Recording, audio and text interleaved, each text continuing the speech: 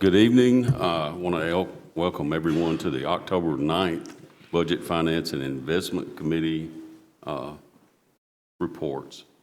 And the first order of business is to approve our minutes from September the 4th. I'm going to call on our Vice Chairman, Paul Johnson. I'd like to make this comment first. I'd like to, on behalf of the chairman and the other members of the committee, I'd like to say a great thank you for the great job that Michael and Teresa and his staff does in preparing the minutes for us. And I have reviewed them, and I move for approval. Have a motion? Second. And a second. Any discussion? All in favor signify by saying aye. Aye. Motion carries. Next is public comments, and we have none reported, so we'll move on to our investment report. Call on Mr. Beatty.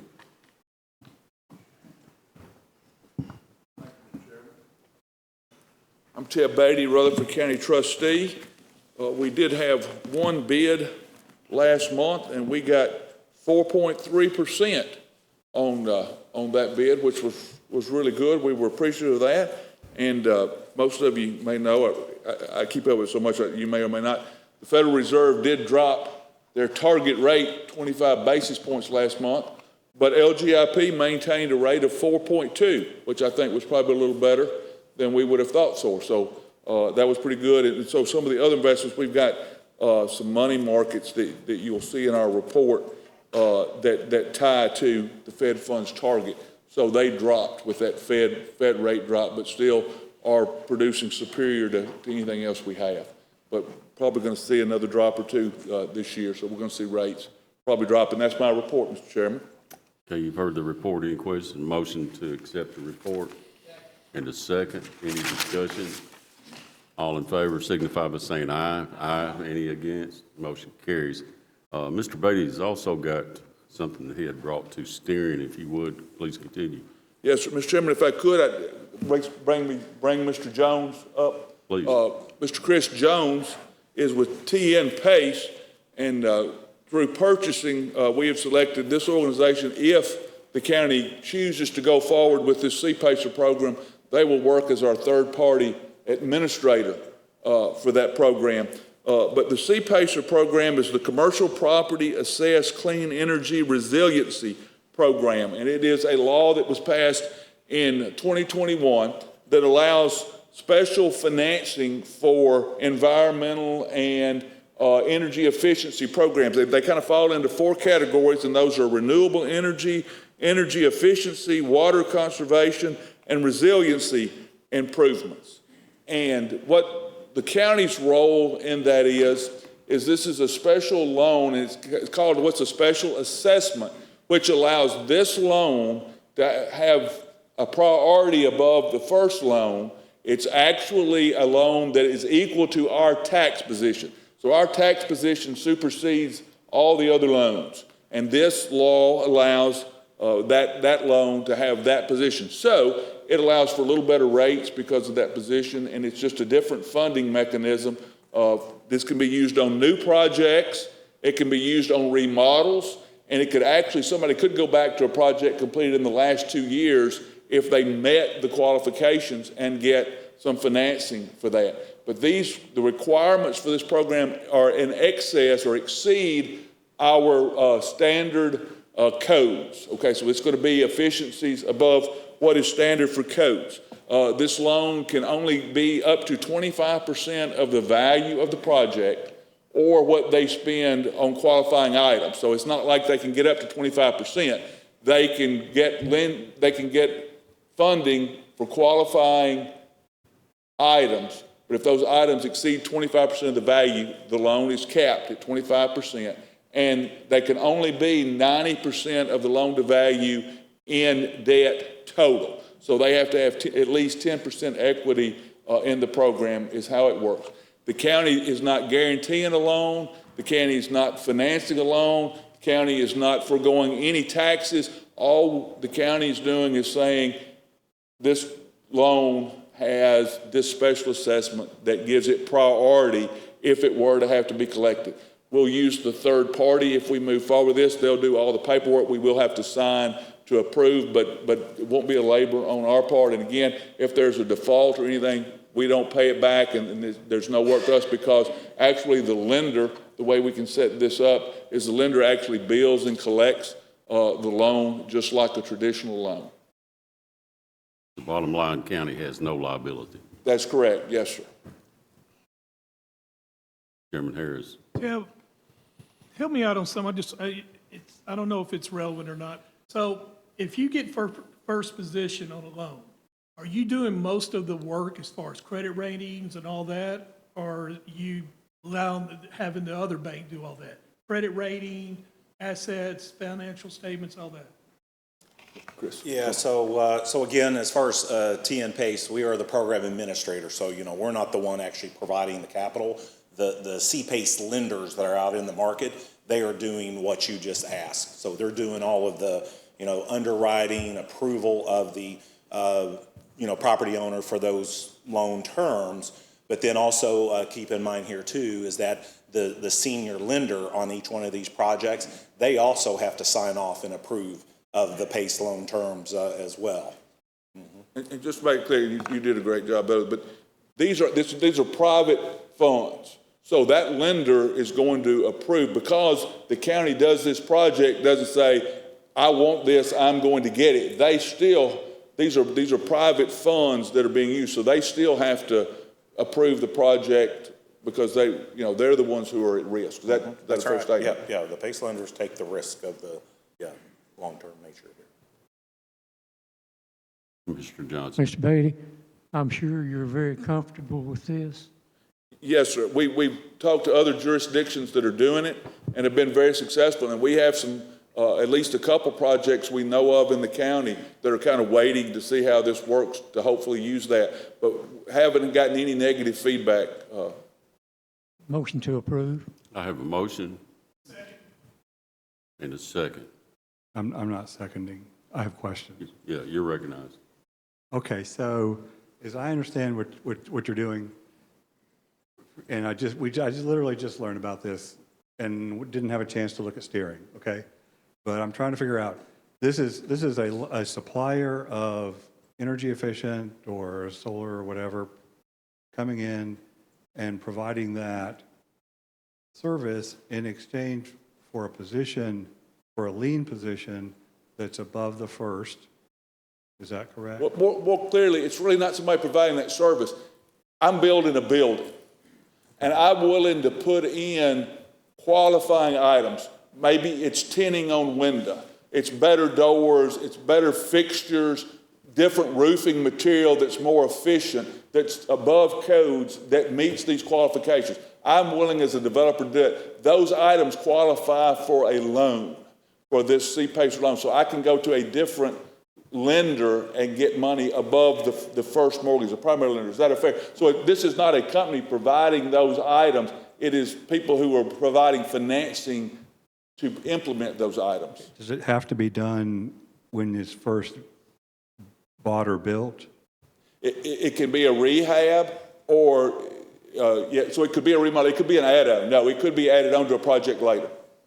Okay, so say you have a project, okay, and you've got a first in place and you've got a second in place. You have to then come in and go through a separate financing entity that's then going to basically have a first position over the folks that had the first position. And I think you said that the first position originally was going to have to give permission. Would a second have to give permission also? Yes, if there's a recorded mortgage on the property when the title report is performed, yes, both of those. Okay, what if they don't? What if they don't Yeah. give consent? Then the PACE financing doesn't happen. Okay, so it's basically an add-on. Now, why? I guess I'm trying to figure out what's the advantage. I mean, I hear the lower rate piece of it, okay, because it's being somehow taken out of the special assessment or something like that. Well, it's just getting a priority position is probably the fairest way to say it. One thing I'll add to this that may help some. Most loans, you're building a building, Commissioner, you're getting loaned the money against this program. This actually stays with the project even if you were to sell it. So this could be up to a 30-year project, but it passes. So if you build a building, say our goal is to sell it, normally you'd have to pay off all of the loans. The first would want to come out, but this actually stays with the project and is transferable, which is an advantage. What I'm hearing from the developers are interested is they're saying, used to we could get an 80% loan to value loan from our first. Now they're wanting like a 60% loan. We got to come up with 40% equity. A loan like this lets us get 40 or 60% from our first, 20% from this, and then come up with 20% equity. That's the real appeal for a lot of developers. Is that fair, Chris? That's what we're hearing and from other communities as well. So it stays with okay.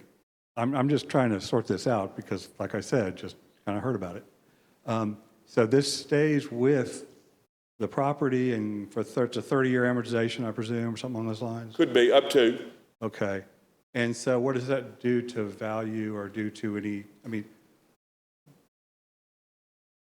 you've got 20% that's going to be hanging on. Presumably you'd have to take out the first and the second. Okay, if you were to transfer it. Okay, so you'd have to find some additional financing for it. It seems like it's inhibiting transferability potentially. Who does the first provided by this entity, I guess it'd be you, third-party servicer? Well, yeah, so Okay. I'm the administrator, not the PACE lender. Okay, so who would approve on behalf of okay, so the PACE lender would have veto over the potential sale? Oh, no, not at all. No. So the CPACE lender, when they make the loan at the very beginning, their only position is that repayment via that special assessment. Yeah, the first lender, so if you're the owner of the property, when you are selling the property, really that transfer is between you and your senior lender mortgage holder. As long as the PACE annual assessment is repaid, that's all the PACE lender has the ability to kind of push, if you will. And I believe that the PACE, this loan cannot be accelerated by the lender, correct? As long as it's paid. We know other loans, the lender could say, hey, you got to pay us. But this loan, as long as they continue to pay their annual assessments, cannot be, I mean, you could pay it, but the lender can't force you to pay. Oh, yeah, there's, to be clear, yeah, there's prepayment, options that are built into, the loan terms that's agreed on by the property owner and the CPACE lender. And again, that the senior lender also signs off on as well. Okay, so I'm beginning to understand transaction. I'm trying to figure out why somebody, I get that you might be able to borrow a little bit more because it's got a special assessment, but economically, other than the slight change in interest rate, why would you do this? Yeah. I mean, why would you? Yeah, so you're really kind of asking questions of, why would a property owner want to use CPACE or financing? So on the new construction side, that 25% that the CPACE can provide is at basically an interest rate that's 50% less than what the preferred equity rate market is out there. Say that again? So as an example, the current rates that are out on the CPACE market nationally and also in the state are roughly at about 8%. If you're the developer in preferred equity, you're trying to fill that 25% of their capital stack, those rates are 13, 15% with a lot of covenants to the developer. The CPACER comes in and, the only obligation there of the developer is making that annual special assessment payment. And if they don't pay the special assessment? Yeah, so it's like not paying your property taxes. So there would be an enforcement procedure, and that is all handled by the CPACE. Is there a cure mechanism? I'm sorry? Some kind of cure mechanism in there? So the CPACE lenders, really like the senior mortgage lender, they don't want to, they want to work with a property owner in the event that there is a late payment or a delinquency. It's not like these lenders are looking to, see, the first day after a non-payment, they're looking Of course, yeah, I'm just trying to get past that. Okay. So I guess to directly answer you, yes, the CPACE lender, can, enforce the special assessment payment. Again, only that 1 year that's in arrears or delinquency, that's the only thing that they can enforce from, essentially like a deed of trust enforcement is what would happen there. They can't enforce out future years. So policy question, why does the county need to be involved in this, other than the statute says? It's not really quite making sense to me yet. That was my question early on when this came out. Why would we get involved in what private industry could do? Which I think is a great question. So we kind of put this off about 3 years ago. But because at that point, we were going to be the way it was, we were billing and collecting and all of that. And I thought, why would we get in that? But at this point, the lender's doing all of that. We've got some folks in the community interested. It just allows our community to do some things, and the law requires the adoption for them to be able to do that special assessment. I mean, you're right. That's the answer to the question. And I would just add that really is that it's all about the special assessment. So without the special assessment, the private capital, the PACE capital market won't lend up to 30 years. They need, a security to be able to lend those long terms. Is the whole essence of. So does this put any additional work in Teb's office? Who collects the special assessment? The lender. So it's not really. It just has that. I mean, it's a great question because that's I'll use the term balked. At first, I thought it was because at first it was we would bill and collect annually. We would turn it over to the lender if there was a default. We'd do a tax.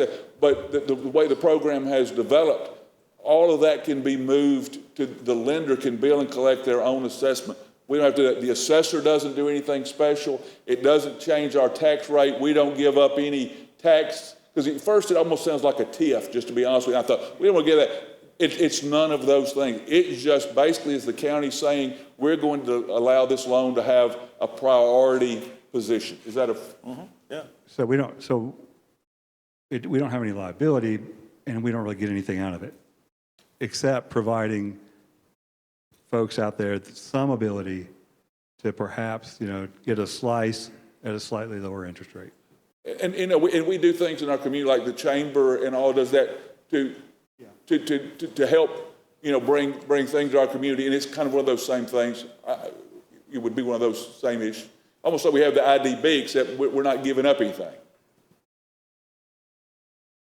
Okay, thank you. Any other discussion, Mr. Johnson? Is there anything negative about this? If there is, can you put a percentage on? I don't, in our discussions with the communities that are doing it, and we've reached out, I got on the phone and checking references and talked to them, we really haven't seen it, and defaults have been very minimal, if any. I mean,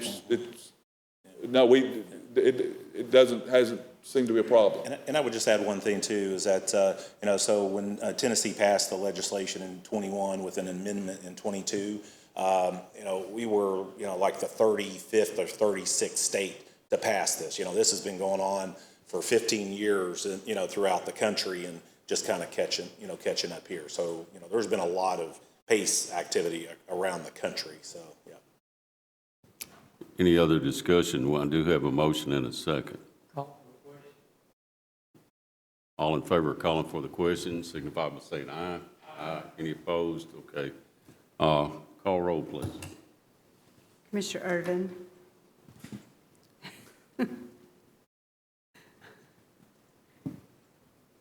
Yes. Commissioner Johnson. Absolutely. Commissioner Piercy. Yes. Commissioner Sereno. Yes. Commissioner Harris. Yes. Commissioner P. Yes. Motion carries. Thank you.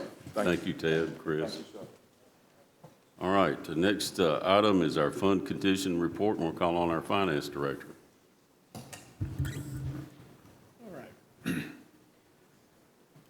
So if you're looking at the revenue report for tonight, we've really just now started getting into collecting revenue.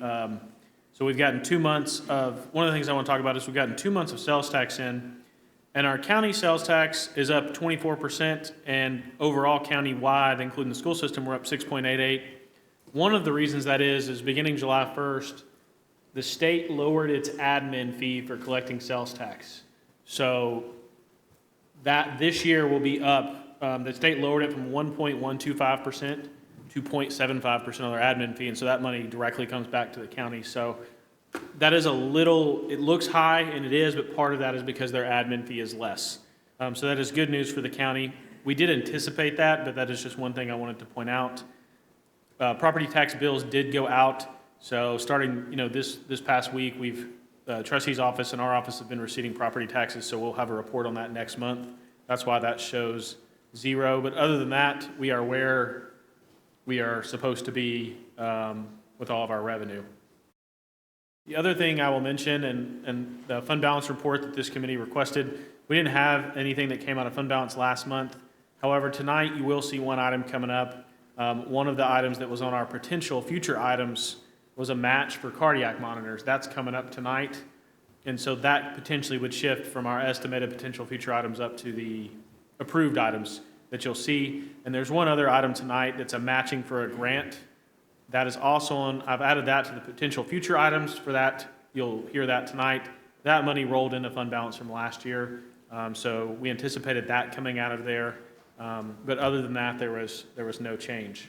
So, and other than that, we're really where we should be at this time of year as of the end of September. And that concludes my report. You recognize? Yeah, just a quick question. In property management, we're going through a whole bunch of projects. I think the mayor and Eric and others are coming up with all these different projects. And I'm wondering, this is great, as it is so far. I'm wondering if we could start putting together kind of a pluses and minuses, working with the mayor and Eric and some other folks to try to, whoever wants to make a contribution to it, to try to get a sense for the total we're looking at for this year. Because this is great. We have estimated, but none of the projects that, I'm just kind of glancing at it, none of them that would potentially hit fund balance, because I know they're not, for example, in other people's budgets. Could that be included? For example, we've got 120 Main Street and some design fees, but there's a bunch of other projects that I think would make sense to start, maybe not for this list per se, but kind of a potential or a kind of potential secondary list of items. Renovations for, if we don't sell it, renovations for a building over here that we have that, some other folks have different ideas about what they're going to do with it. So I'm trying to get a sense for starting to build, in other words, a capital budget in a sense, but also put together one that goes beyond that a bit and attaches some real dollars to numbers that are being thrown around that I think need a little more definition. So if the property management, one of the things that could happen is property management committee could forward us a list of their capital improvement plan, kind of like the city does. And this committee and in conjunction with the finance office, we could put some numbers with it. That is typically what happens is, at a city level, a lot of times they pass a capital improvement plan or a 5-year plan. If that committee would like to give us a list of projects, I could be glad to put a list together of what we think those will cost and what the potential funding sources would be. I think is probably what you're asking. But I have to have a list of projects to put those numbers to. Yeah, even more basic, just trying to get communication between property management, the mayor's office, this committee, and anybody else, candidly, that has an interest in buying something for which there's not already a budget or there's not a financing intent. Second part of that is somehow beginning to integrate, and there was a major discussion in property management about this, okay, some not necessarily integrating, but building alongside of it kind of a plan for what the schools are trying to do. Now, they have their own budget, I get that. They have their own capital expenditures, they have their own financing, they have their own other ways to do it. but trying to build some sort of budget or projection at the very least for the county as a whole in terms of this is where we think we're going in terms of capital expenditures. And I don't know, is that something that you would need direction from property management from also? Or can we, I'm trying to get the best approach to do that, because what I'm trying to avoid is, things are relatively tight. And I'm trying to get a sense for what's coming down the pike a year from now, or within the next year, within the next couple of years, that would be helpful to start budgeting for. Now, we've got a jail. Okay, jail's not on here. I get that. It's not, I don't think it's even a potential. Okay, and we don't even have numbers for that in a sense. But to the extent we could start putting together that kind of approach, I think it makes a lot of sense, because then we could start budgeting where do we look at financing-wise and fund balance-wise based on the projections. I'd be open to any feedback. Typically, that'll start with, the school board, I think, will fix to pass their 5-year plan if they hadn't already. I think it's this month or next month. So they would send that to this committee, and I could put some numbers to it. And then property management would send us a list of their priority of projects, and then we could start looking at options. But I think we got to have that list before I can put that financing options, or, I think we got to start there with the list of projects from the school board and from property management, probably. Fair enough. Well, it sounds like part of that's doable anyway, so. It sounds like part of that's doable anyway, so we can kind of add to it as we need to, but. Yeah, to the extent we can get a kind of a master list going, so we know what's coming, what's anticipated over the next, school's 5 years, got it. What's coming in the next 5 years for the county? I agree completely. Thank you, Mr. Chairman. Mr. Chairman, this committee approved a need analysis study in our last budget. So maybe that's something, Commissioner Irvin, you can look at or talk with me on, and we could get a needs analysis report. Tells us what buildings we need as far as where we're at with our departments. Do we need to fill seats? It tells us all the stuff we need for our growth plan. So if you want to get with me, I'll be more than glad to talk to you about it. Maybe we can look at it together and see if we can get that report going so we can answer your questions.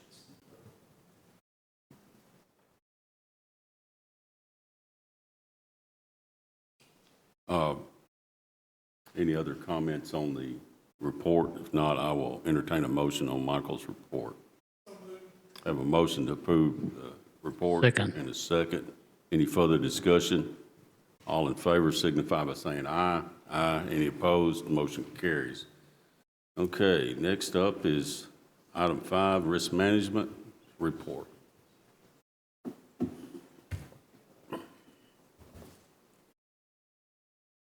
Good evening. Good evening, Commissioners. Ed Elam, Insurance and Risk Management Director. For the month of September, revenue on the 264 fund was $2,426,738. Expenditures, $2,622,777. Revenue less expenditures, a negative $196,039. For your total for the calendar year, for revenue is $18,522,369. Expenditures, $22,271,000. Revenue less expenditures, a negative $3,748,631. And the total for the fiscal year, revenue, $6,087,588. Expenditures, $8,217,482. Revenue less expenditures, total negative $2,129,894. For OJI and workers' comp, the 266 fund. For workers' comp, month of September 2025, you have Workers' comp, $1,220.23. OJI, $57,511.53. Total for the month of September, $58,731.76. Year-to-date total, workers' comp, $3,313.22. OJI, $160,051.26, for a total of $163,364.48. County attorney expenses by the fiscal year for the month of September, the total was $47,287.14. And Mr. Chairman, that concludes my report. Any questions?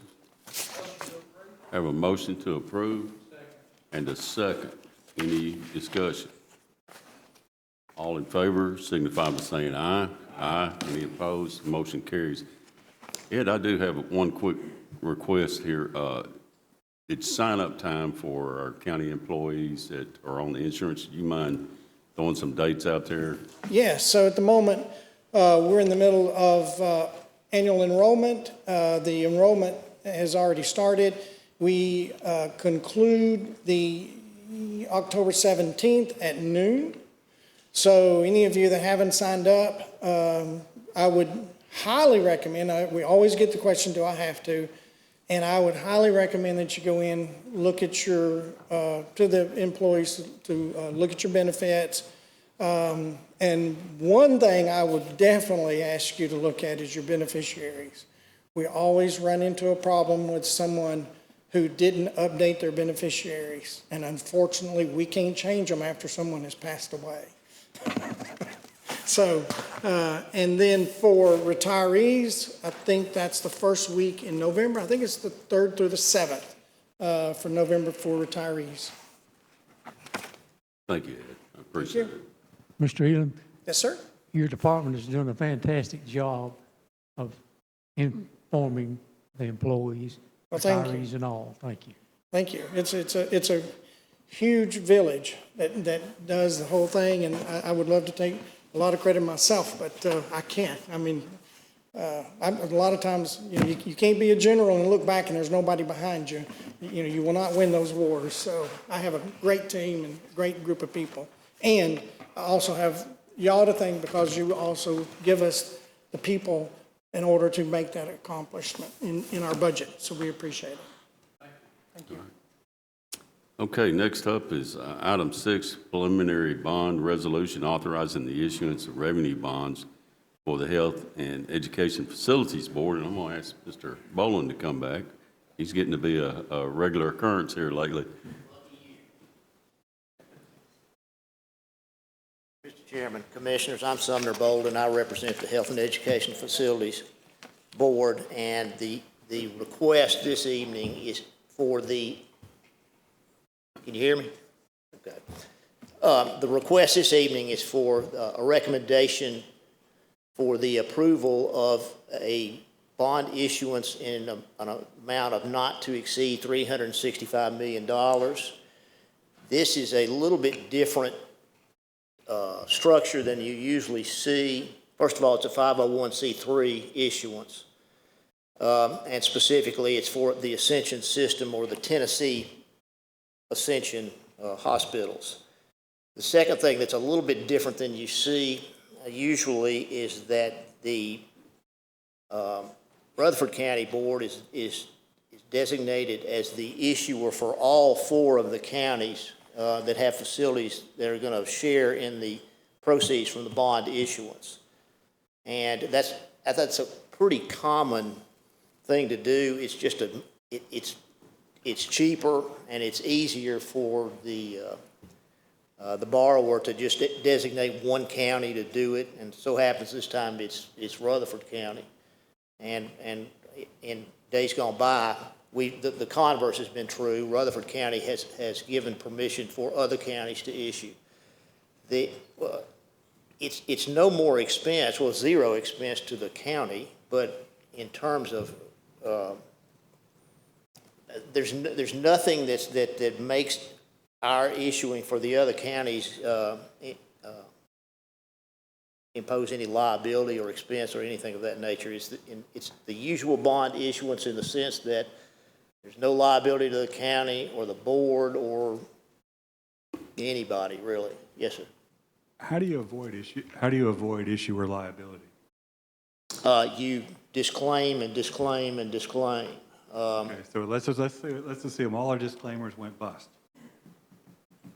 Okay, we're the issuer on this. Yes. Issuers have pretty heavy liabilities sometimes if there's a big bust. I get that we're not primarily liable, but if there's a bust and we're an issuer, what's our analysis to show we're not liable at the end of the day? Or actually, more specifically, the board is not liable, and hence the county is not liable. Well, my response wasn't intended to be flippant, but that is the common place to put in all of the documents, from the resolutions to the actual financing documents, a disclaimer of liability. And when I say disclaimer of liability, I'm talking about liability outside of the revenues from these projects. If there's a bondholder and the borrower defaults, well, they do have recourse against the funds to the extent that they're used by Ascension, but it doesn't come out of the county's pocket or the board's pocket. And this particular transaction will be one that goes to market, so there'll be a preliminary official statement and then an official statement. And it's prominently stated in that offering circular that there's no liability for the county, for the board, and the sole recourse that a bondholder has is against the proceeds that are loaned to the borrower. Okay, I heard everything you just said. I heard everything you just said. I understand everything you just said. You're still relying on disclaimers, et cetera. I'm trying to figure out what prevents your board, as issuer, from having liability if there's a bust in the disclaimers. Okay, let's say there's a misrepresentation, God forbid. Okay? Okay, we've got a 10b-5 claim or something along those lines. Okay? Okay, so there's a securities law claim based on a number of things. So what prevents the county from being, your board, okay, and presumably the county that's standing behind your board, from being liable? The purchasers, and Is there a statute? No. Is there any kind of statute, anything that we could hang our hat on to say, hey, there's a big bust. We, meaning you, your board, is the issuer. Anything you can hang your hat on to say, we don't have any liability?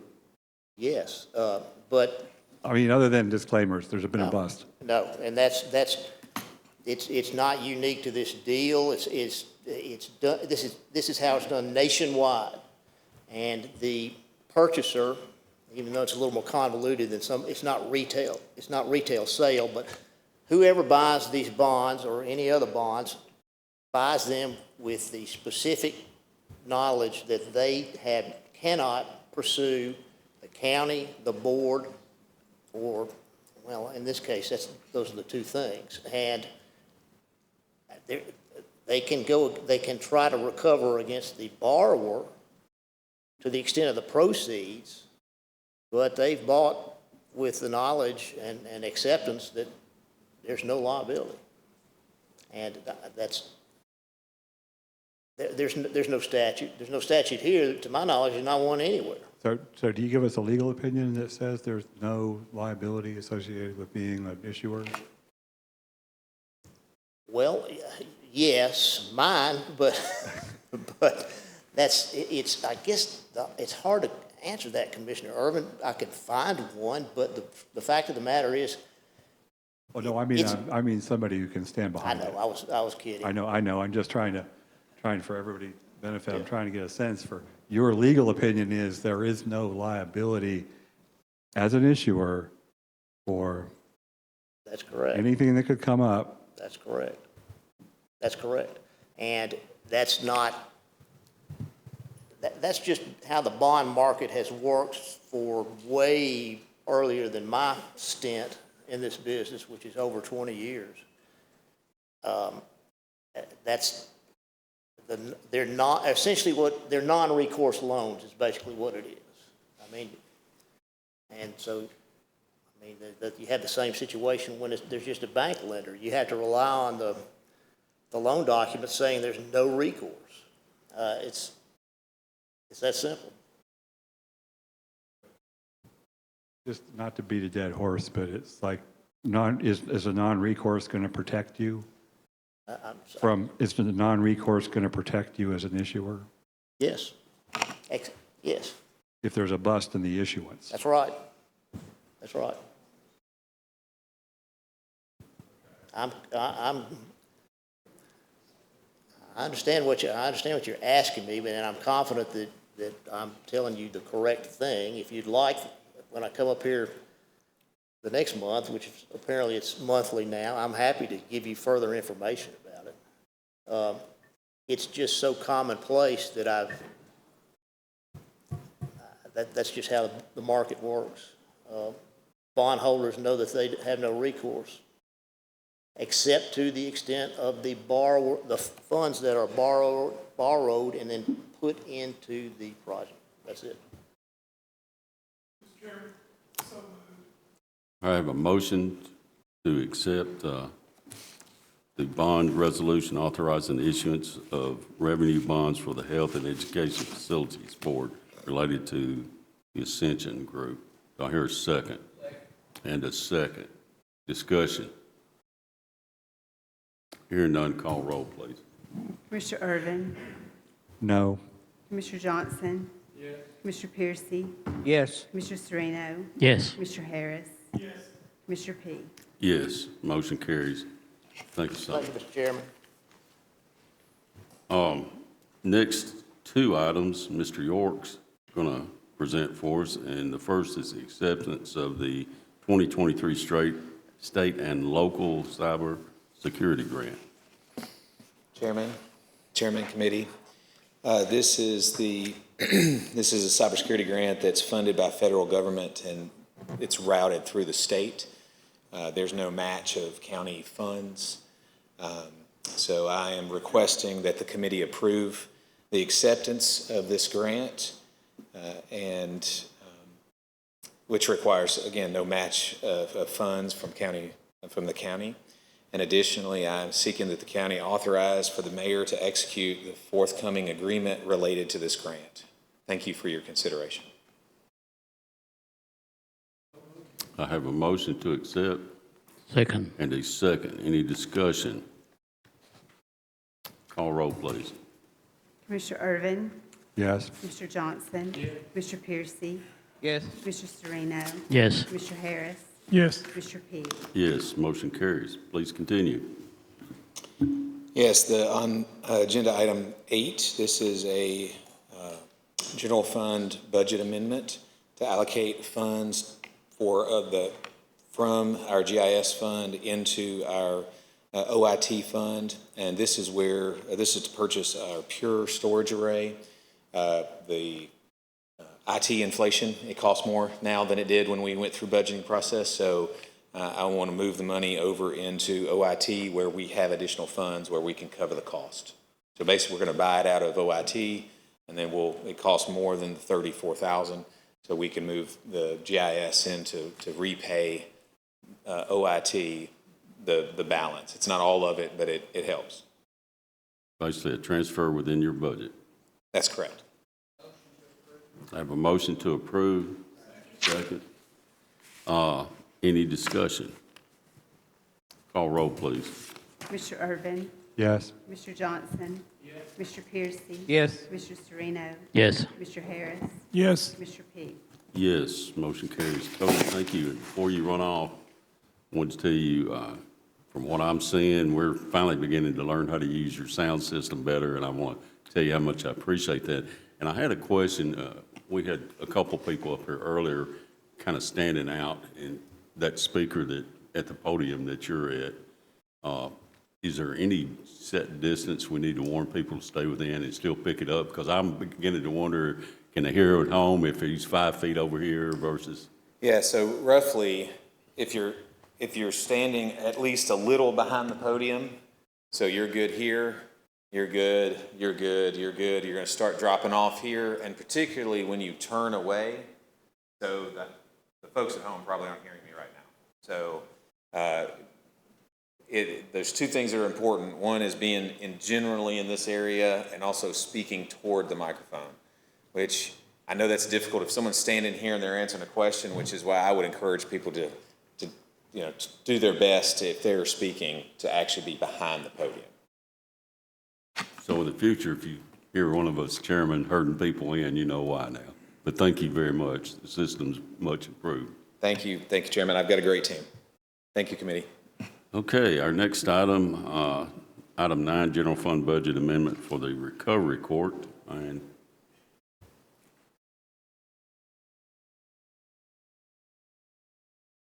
welcome. Good evening, Lindsay Davis, the Reentry Program Coordinator with the Recovery Courts. In front of you, you have a general fund budget amendment to reallocate funds from the architect's line to the building construction line. This will help us purchase a modular classroom that will be at the Adult Detention Center. These funds are from a Tennessee Office of Criminal Justice Programs evidence-based jail program for reentry. And this is a grant that we have had, and it's going through June of 2027. I'll be happy to answer any questions. All right, I have a motion to approve the amendment and a second. Any further discussion? Call roll. Mr. Irvin? Yes. Mr. Johnson? Mr. Piercy? Yes. Mr. Sereno? Yes. Mr. Harris? Mr. P? Yes, motion carries. Thank you. Thank you. Y'all have a good evening. All right. Item 10, general fund amendment for archives. And I don't see Mr. Ludwell, so Michael, can you cover this for us? Yes. So there is, excuse me, 2 grant awards tonight and related budget amendments. The first one is for $2,020, and excuse me, these funds will be used to purchase a scanner. This grant was presented to you a couple months ago, but we did get awarded this grant. It is a no match for us. That's the first one. I'm sorry, that's the second one. I got them out of order. The first one is for $2,745. And again, that one is also no match. And that one is also going to purchase an overhead book scanner for our archives department. Can we take these together, Michael? Yes. Motion to approve. I have a motion to approve the grants and a second. Any discussion? Hearing none, call roll. Mr. Irvin? Yes. Mr. Johnson? Mr. Piercy? Yes. Mr. Sereno? Yes. Mr. Harris? Mr. P? Yes, motion carries. Thank you. Item 11, general fund budget amendment for the sheriff's office. Chairman, while Chief Spence is walking up, I did list all 3 of these together on your iPads if you scroll over. Good evening, Steve Spence, Deputy Chief with the Sheriff's Office. The first budget amendment is allocates $78,395 for the financial year 25-26 funded awarded to Rutherford County for the mental health patient transport appropriation grant. Funds will be used for other contracted transport services, requesting to accept $78,395 and place it into our other contracted services. I want to ask the committee, do y'all want to continue and put these together? I think the last one we might want to look at separately, but okay, I'm saying please continue then. Thank you. The next amendment recognizes revenue and expenses for the new financial year 26 police traffic safety grant from Tennessee Highway Safety Office for overtime-related benefits and law enforcement equipment. This period performance is October the 1st through September the 30th for 26. This grant does not require a match. Requesting to accept $150,000, place $119,167 in our overtime budget, $7,388 in the Social Security, $14,717 into the pension, $1,728 into our Medicare, and $7,000 into our law enforcement equipment. Okay, the final one is pulling some funds from unassigned fund balance, and I prefer to keep that one separate. That's all right with the committee. Do I hear a motion on the first two? Motion, first two. I have a motion to approve these first two Second. amendments and a second. Any further discussion? Okay, call roll. Commissioner Irvin? Yes. Commissioner Johnson? Commissioner Piercy? Yes. Commissioner Sereno? Yes. Commissioner Harris? Yes. Commissioner Peak? Yes. Motion carries. Please continue. Yes, sir. This budget amendment appropriates money for a change order for a firing range wall at the jail and the sheriff's office, requesting $21,106 from unassigned fund balance and placed into our building improvements.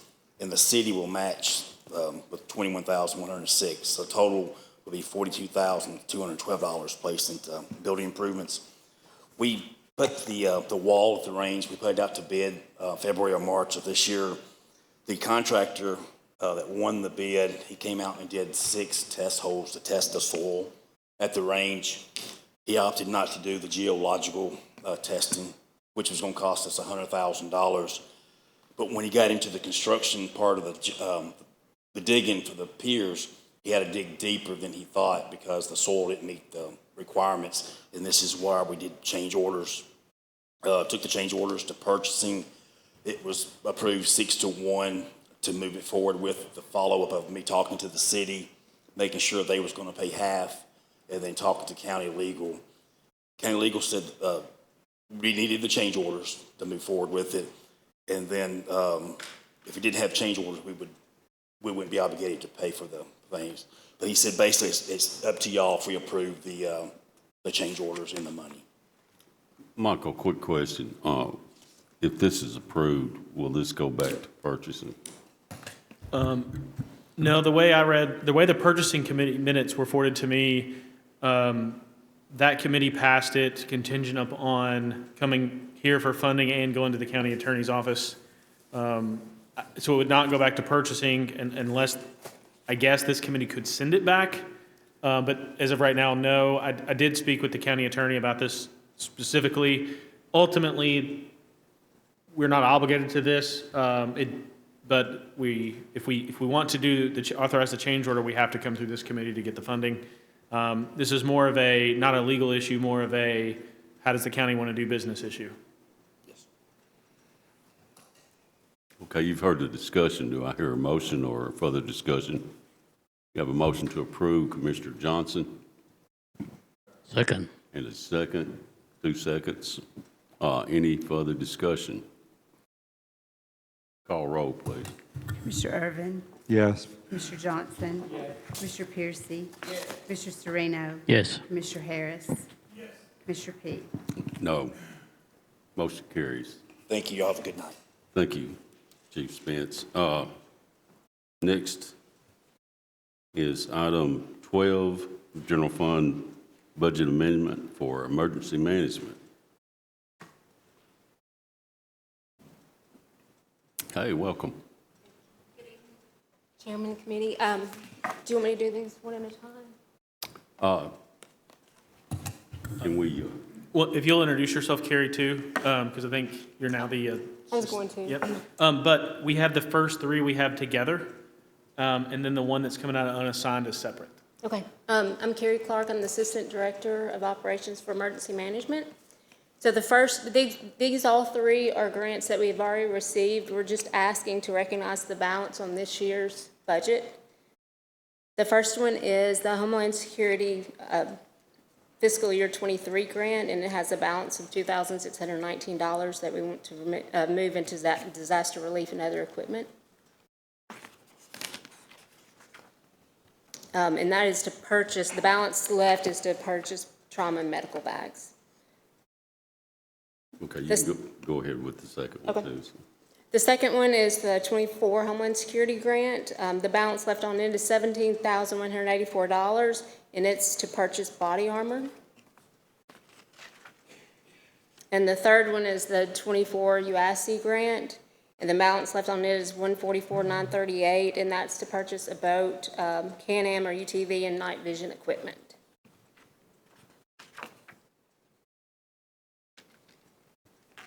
Okay, you've heard the request. Michael, you say we can take all three of these together? Okay. Motion to approve. I have a motion to approve and a second. This is something we normally do each year as these grants come available, so it's not a new thing for us. Any further discussion or questions from the committee? Call roll, please. Mr. Irvin? Yes. Mr. Johnson? Mr. Piercy? Yes. Mr. Sereno? Yes. Mr. Harris? Mr. P? Yes, motion carries. Good job. You can tell Christy to stay home more often. Thanks. Send you up to visit. But of course, he's welcome to, but thank you for your help. I got one. Go ahead. And Michael, correct me if I'm wrong, the next one, I think it's item number 13, is the Urban Area Security Initiative for fiscal year '23, and this is also a grant that we have already received, and the balance we'd like to recognize in the revenue and expenditure line. It is coming out of unassigned balance. The county recognized this revenue last year and it rolled into unassigned. And based on the timing of this grant, we thought we were going to have it last year or spend it last year, and it didn't. So I rolled it into unassigned. So that's why it's coming back out of unassigned. But it's a no-match grant, so we're not using, there's no property tax dollars or anything. It just has to come out of unassigned because it rolled there last year. And the remainder balance for this grant is for communication equipment. Motion to approve. I have a motion to approve and a second. Any further discussion? Call roll, please. Mr. Irvin? Yes. Mr. Johnson? Mr. Piercy? Yes. Mr. Sereno? Yes. Mr. Harris? Mr. P? Yes, motion carries. Thank you. Thank you. Thank you, committee. All right, Mr. Gaither, got item 14, 15, 16, and 17. I'll tell you, like Commissioner Rather used to tell me, you got 3 minutes for each one, so you got, what, 4 items? Suits me. I don't mind I being got a feeling brief. we're going to run over. I Go don't ahead. mind being brief at all. Brian Gaither, EMS Director. So the first one is a budget amendment. It's to accept insurance recovery and of $72,691 and place that into our motor vehicle line item. This is from an ambulance that was totaled. Okay, you've heard the request. Do I hear a motion? Motion to approve. All right, I have a motion and a second. Second. Irvin and Piercy's. Any further discussion? Call roll. Mr. Irvin? Yes. Mr. Johnson? Mr. Piercy? Mr. Sereno? Yes. Mr. Harris? Mr. P? Yes, motion carries. So the next one is, I came a few months ago and asked for permission to apply to Christy Houston for a grant to help us purchase some new cardiac monitors. I think whenever I was here, I think we were thinking it was going to be about 52-48, 52% us, 48% them. Well, they did award us the money, but they awarded us $400,000. The total cost of the project is for 25 cardiac monitors and maintenance for 8 years was $1,027,350. So the $627,000 we're asking to pull from our end fund. So also, I want to clarify something. On your iPads tonight, you're going to see 2 things. The first one's going to be the budget amendment that Director Gaither just mentioned. Their version, they're not allowed to have an unassigned fund balance, so they have an assigned for public health and wellness. That is the same thing as it's their version of unassigned fund balance for the ambulance service fund is where he's asking for his match piece to come out of.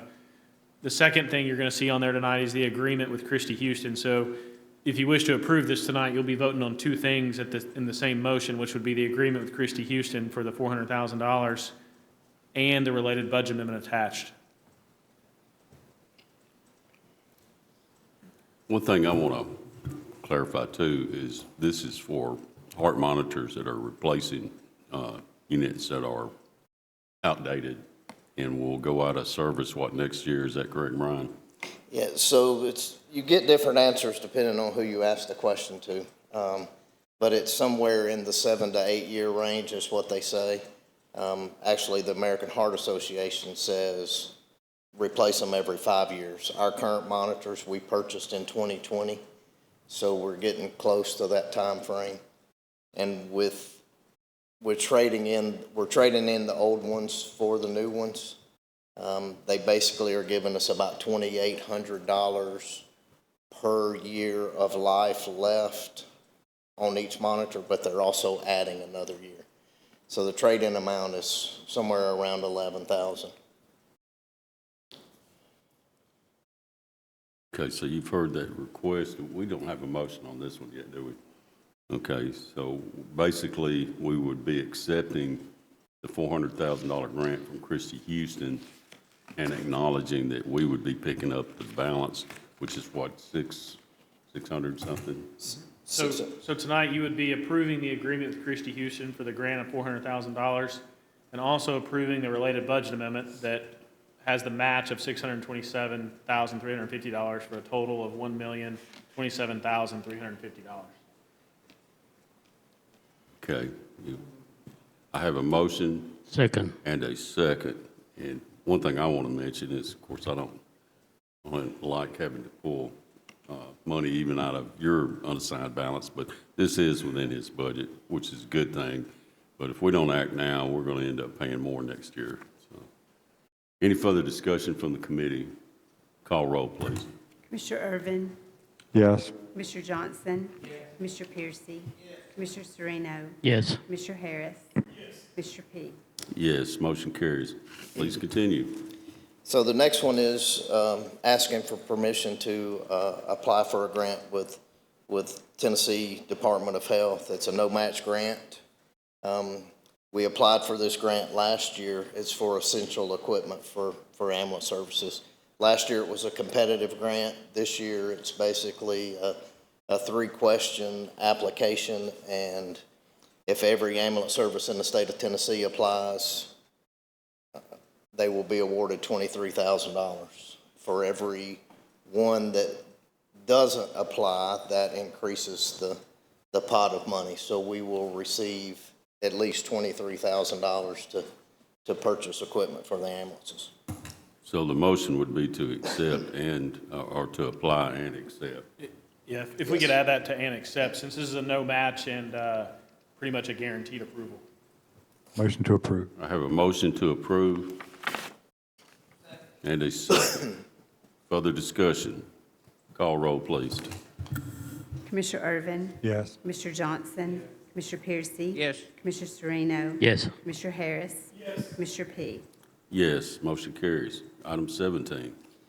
So the last thing is to apply for a BJA Paul Coverdell Forensic Science Improvement. This is a competitive grant. It's a no-match grant up to $500,000. So we're asking to apply, and if we are awarded for our MDI department, we request to use the funds to hire a medical death investigator and buy some portable x-ray equipment. And also in that amount of that money, that investigator would be trained on that x-ray equipment, and it would drastically improve some turnaround times on some cases and help law enforcement. No match. I have a motion to approve. Do I hear a second? And I do hear a second. One thing I want to clarify here, and I will recognize you in a moment. This grant is for 3 years, so basically if it was used to hire personnel at the end of that 3-year period, we would have to either accept their employment and start paying for it all on our own or terminate that agreement. Okay, question, Commissioner Irvin? That was my question. Thank you. Anyone else? Call roll, please. Can I Yes. clarify the motion? I think Brian tiptoed a little bit around it. Since this is a no match, are you asking to apply and accept and use the funds on what you specified?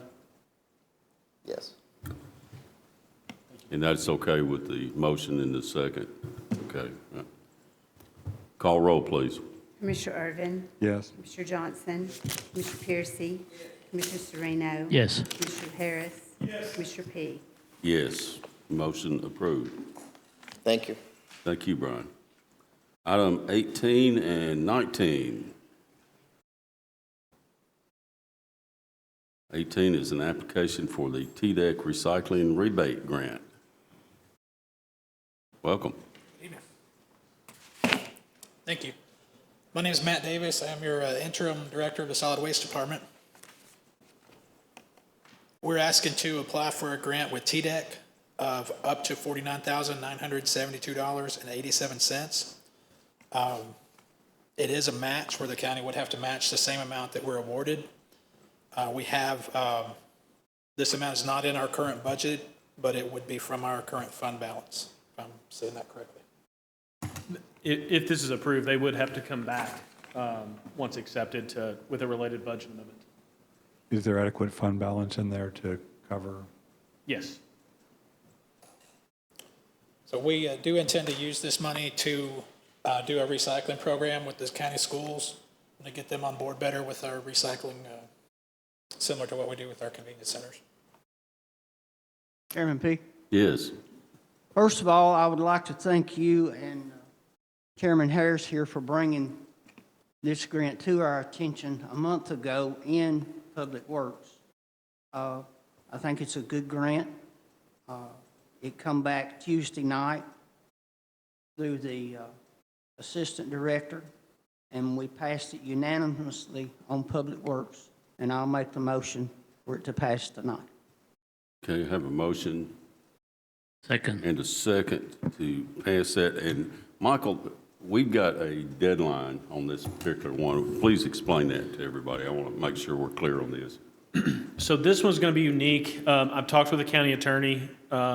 This is due on the 15th, which is next Wednesday. Our county commission meeting does not meet until the 16th.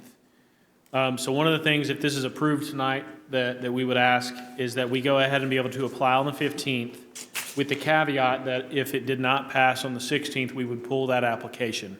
It is rare that this happens, but in this situation, it just happens, the deadline happens to be October 15th, which is one day before the commission meeting. So if that's okay with the first and the second, we would just ask that that be added as part of the motion. And if for some reason it did not pass full commission, we would pull that application. The other thing to help protect us would be, because this has a match, if we did get awarded, this is still going to come back through the committee process anyways with a related budget amendment. But that is something unique, and we ask that be okay. Okay, and I know my motion is my second. You're okay with that, Mr. Sereno?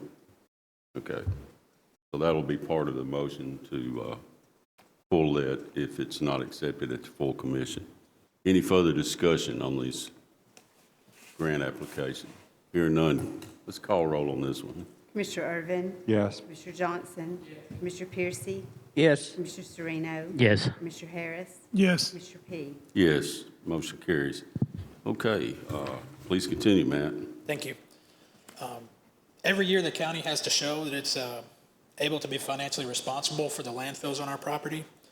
We do that in lieu of buying a bond. It gets adjusted for inflation every year, and this year it has increased $360,067.84. We have the money in the fund set aside, and we just ask that the committee approve this.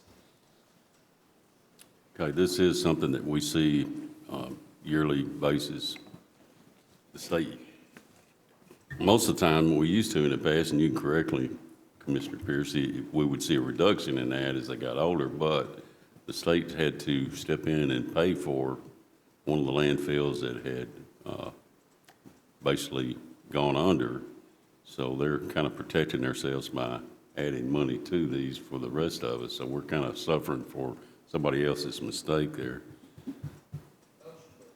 Have a motion to approve. Do I hear a second? Second. And a second. Any further discussion? Call roll, please. Commissioner Irvin? Yes. Commissioner Johnson? Commissioner Piercy? Yes. Commissioner Sereno? Yes. Commissioner Harris? Yes. Commissioner P? Yes, motion carries. Thank you, Matt. Did a good job. I got some questions, Mr. Chairman. You're recognized. First, welcome. I want to have a couple questions about the transfer station. Yes, sir. Are you aware that the state requires that scales in a transfer station must report where the trash came from Yes, sir. every 3 months? Yes, sir. And will you be able to have that report for us? Absolutely. Okay. That's all I need. We had some discussion the other night at Public Works on this, and we're trying to figure out, well, we're basically depending on these haulers' word on where this is coming from. And of course, today's environment with the electronic surveillance we've got on everybody, Big Brother's right there. All the major trucking firms have GPS on their vehicles that show where they're at all the time. You know, if we so desired, we could require these haulers to provide evidence of where they're hauling from via GPS. Most of them would probably have that. Somebody asked me the other night, is there a way we can get proof? There's one way to get proof. Anyway, I just wanted to throw that out there. I'm not asking for any changes, but I'm just letting you know that's something you might discuss with some of your haulers and see. I'm sure Waste Management and some of the bigger ones definitely wouldn't have any problem with that. But thank you. I'm sorry, one more question.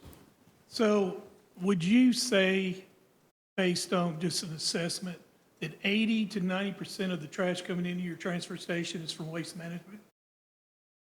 It's usually close to 80%, spitball estimate. Okay, thank you. Thank you. May I ask a question? Yes. The revenues and expenditures, et cetera, coming up with the gross profit and other expenditures, how is that being accounted for? Is that on, Michael, is that on their budget or on our budget?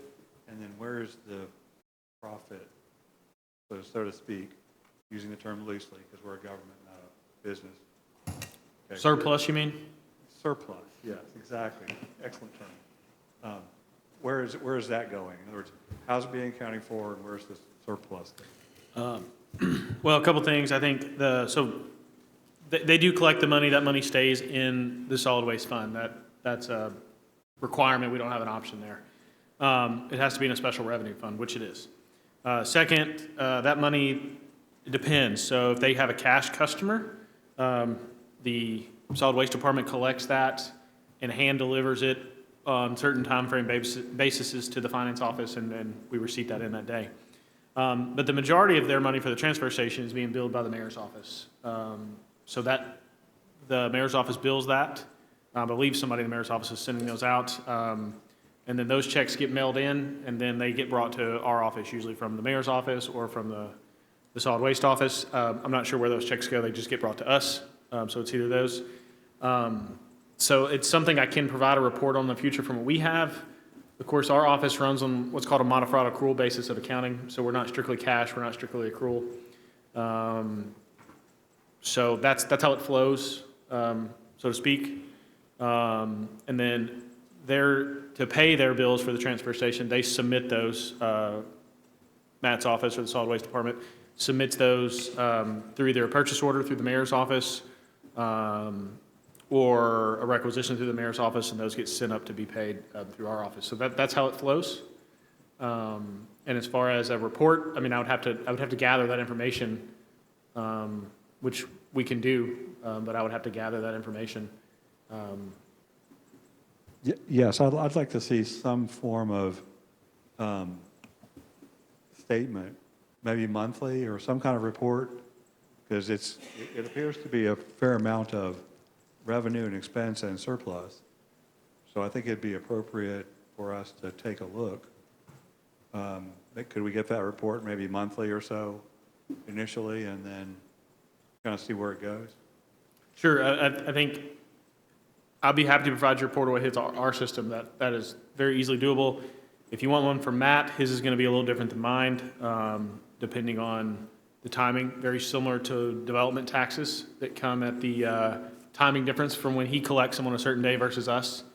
But yes, we could definitely do that. Why don't me and Matt will get together, and I'll get together with some of these committee members, and we'll try to get you something. Yeah, that'd be great. That way we can start putting together, get a handle on some of the revenues, expenses, et cetera. I know there was some original discussion about the amount of fees and stuff like that. Maybe maybe it should be discussed by another committee at some point, and then come back here as well. But I'm just trying to get a sense, and get a little bit of a transparency, if you will, and a little accountability if necessary. And I'd appreciate it. Certainly. Thank you. Thank you. All right. Let's see what line I've marked through here. We're up to item 20, a request for 189 fund reallocation. And Brian, I see you did make it. Good evening, Chairman, Commissioners. Brian Runyon, CFO, Rutherford County Schools. Tonight, we have a request for a fund a reallocation of project money in our Fund 189 building programs.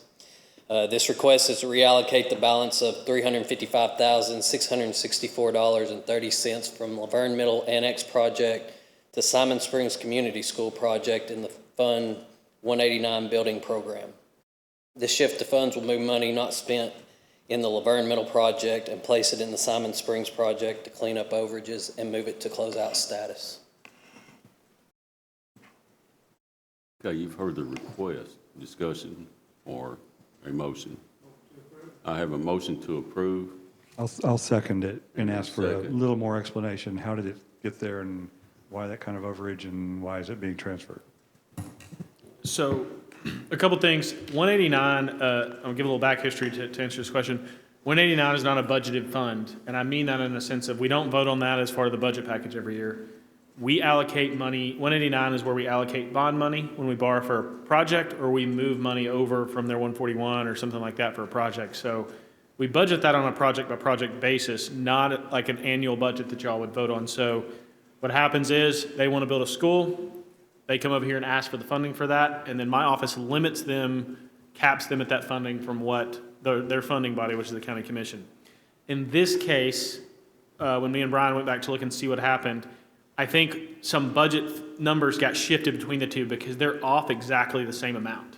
So the surplus, as you would call it in Laverne Middle, is the exact same thing. So I think what happened was when Brian got sent the budget from somebody in their construction department, it got sent up here. I think a budget piece got sent in one and the actual should have been moved. And this shifts and aligns those and closes out both projects. They're off almost exactly to the penny, both projects. So in this case, there's really no movement of money because it's just a project budgeting issue. I don't think one really had an overage per se. I mean, it shows like that on paper, but for them to be off the exact same amount almost to the penny, I think something got lost in translation as it shifted from their construction department up through Brian and through the finance offices. Thank you. Okay, so this is basically clarifying a transfer. Any further discussion? We have a motion and a second. Call roll, please. Commissioner Irvin? Yes. Commissioner Johnson? Commissioner Piercy?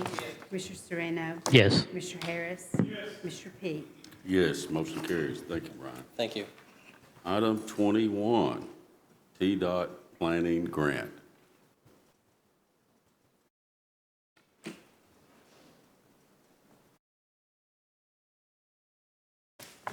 Chairman Fee, members of the Budget and Finance Committee, I'm Mike Hughes, Rutherford County Engineer, and tonight I'm asking for permission to apply for a TDOT planning grant.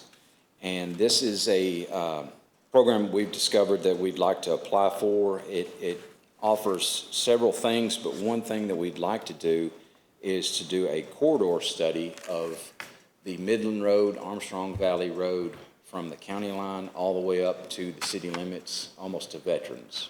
And this is to look at increasing the traffic flow, safety, mobility, reduce congestion. So part of this process, we would work through TDOT and one of their approved consultants and it is a maximum $250,000 grant. The federal government pays 80%, TDOT 10%, and the local match is 10%. So we would pay at most $25,000 for this. But this is a much-needed study that we need to do.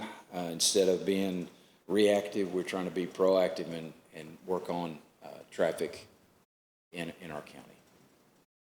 Questions? I have a motion to accept and a second. Commissioner Johnson. Any further discussion or questions for? So what's the best result? What's the end game on this? You have a plan? Yes, sir. That shows what?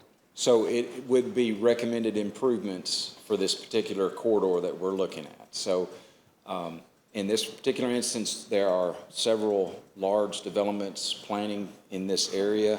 And this would be a plan to how these improvements would be made. It is not the implementation of those improvements, the design, construction, right-of-way acquisition, environmental, and all that. However, when we have an approved TDOT plan, we move up the list for implementation grants. So that'll help us get grants in the future to build these. The state, we're trying to get state, we're going to spend $25,000, do the study, and get a state grant, hopefully, to make the improvements. Yes, sir. Got it. Thank you. Any further discussion? Chairman Phillips. Michael, does this come back? I was going to clarify, so this is not to accept tonight, it'll just be to apply.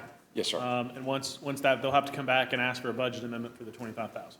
Yes, sir. The deadline is October 31st, Friday, and we have to have the county commission approval to apply for this grant, the resolution, I should say. Any further questions or discussion?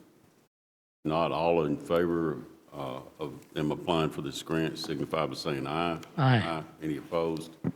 Motion carries. Thank you. Thank you. All right.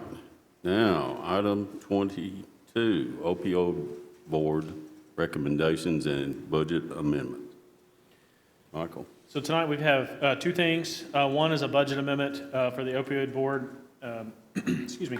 That's going to be to renew the Screen Vision contract and the Screen Vision streaming part of the contract. Both of those are $22,350 and $10,000 respectively, and then $395 for a correction on the Lamar and Smart Light correction. I think that was just a budgeting error to add $395.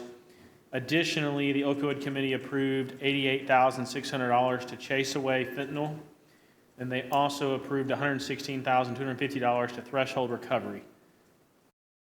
Also tonight, as part of this, is the Screen Vision contract and addendum attached as well that the county attorney has looked at and wanted us to include that addendum. So you'd be voting on two things tonight, the budget amendment and the Screen Vision agreement and attached addendum.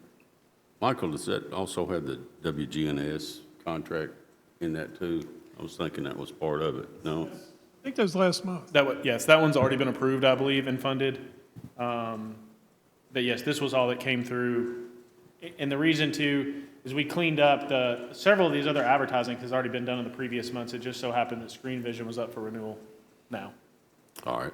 You've heard the request. Do I hear any further questions or a motion? I have one other thing. Sorry, I forgot to mention. Part of that amendment, I'd like to draw your attention to, we have been using the restricted money we've gotten from the state Opioid Abatement Council. We've gotten a grant every year of around $1.4 to $1.5 million. As of this month now, the Opioid Committee has allocated or approved grants for all of that money. And so if you'll notice on the budget amendments, at the very bottom, there's $113,272 coming out of Committed for Public Health and Welfare. This is the first time that the Opioid Committee and then this body has dipped into the committed opioid funds. And what that is the opioid money that we have received from Brown Greer that is a little more flexible. There's not a time frame like the state. So as of now, we have allocated out all of the state money, and we have now dipped into the committed money. And so that, to a certain extent, that's a really good thing, is all of the grants and the communities we've been able to partner with. And I think even they have partnered with some new people this year that they hadn't last year. But I just wanted to point that out, that we have allocated out all of the state money, and now we're starting with our local money. Any questions on that? Maybe some clarification. There are actually less restrictions on this pot of money than there was on the first part. So there's a little more flexibility on what actually can be funded. You know, it could be like travel or management, something like that, or hiring a assistant, some kind of medical person. This committed pot can be spent on almost absolutely anything. So anyway, just trying to clear that up for people. How big is that pot?